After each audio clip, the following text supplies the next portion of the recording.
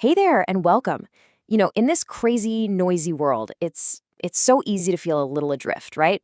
We're all kind of looking for an anchor, some solid wisdom to help us figure things out. Well, today we're going to dive into a really fascinating idea. How an ancient text can give us real practical guidance for the stuff we're dealing with today. And that's the big question, isn't it?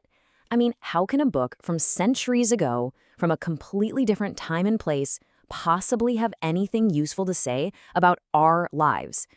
Our careers, our relationships, all the modern anxieties we have? It sounds like a bit of a stretch, for sure. But the answer we're going to look at today, it's actually a lot more straightforward than you might think. So instead of getting bogged down in all the abstract theory, we're just going to focus on one specific answer. And it all kicks off with this single, really powerful promise about how to find real guidance. All right, so here it is. Practical Quranic reflections inspired by classical tafsir and the wisdom of the Sufi masters, shared as living guidance for today's seeker. Whoa. Okay, that is a mouthful. I get it. But believe it or not, that one sentence is basically a roadmap for this entire idea. So let's do this. Let's break it down piece by piece and see what it's all about. Okay, first things first. Let's pull that promise apart. What does it even mean to get guidance like this? Well, the whole thing really hinges on that first word, practical. That word right there is a total game changer. This tells us we're not talking about some high-level academic debate or a dry history lesson. Nope. The entire point here is to find insights that you can actually use, things that can really, truly change how you go about your day-to-day life. And then you've got this phrase, living guidance.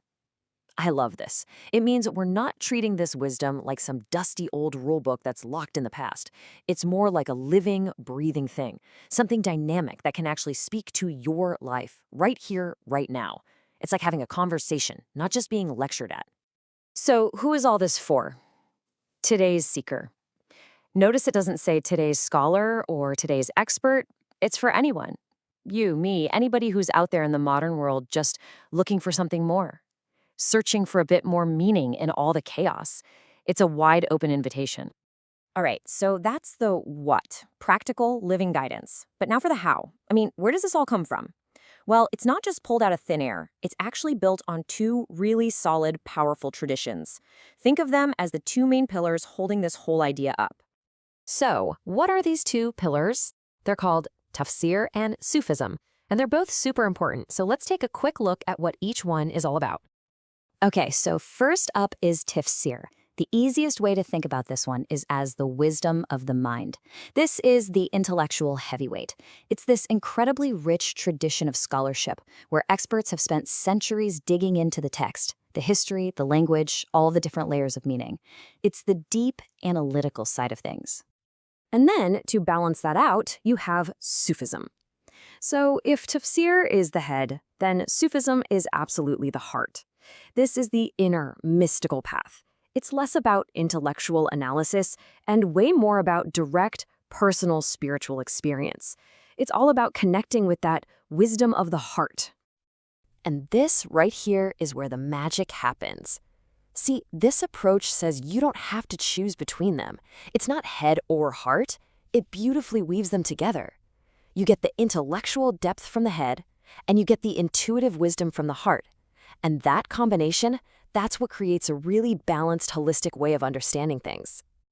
Okay, so we've got the promise, and we've got the two pillars holding it up. So for this last part, let's bring it all home. Let's see how this actually works.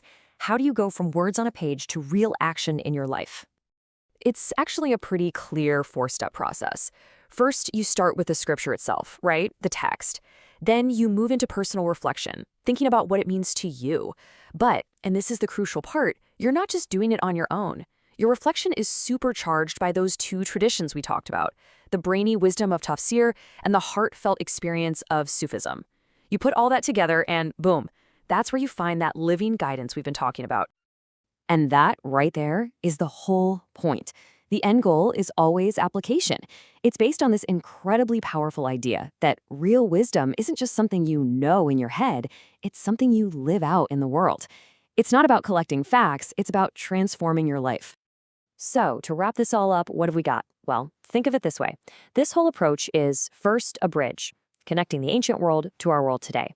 It's a balance, bringing together the head and the heart.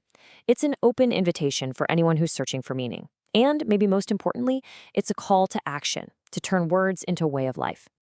And that really just leaves us with one final thought to take with us. We've looked at one very specific path today, but this search for meaning, it's something we all share. So it's a good question to ask yourself.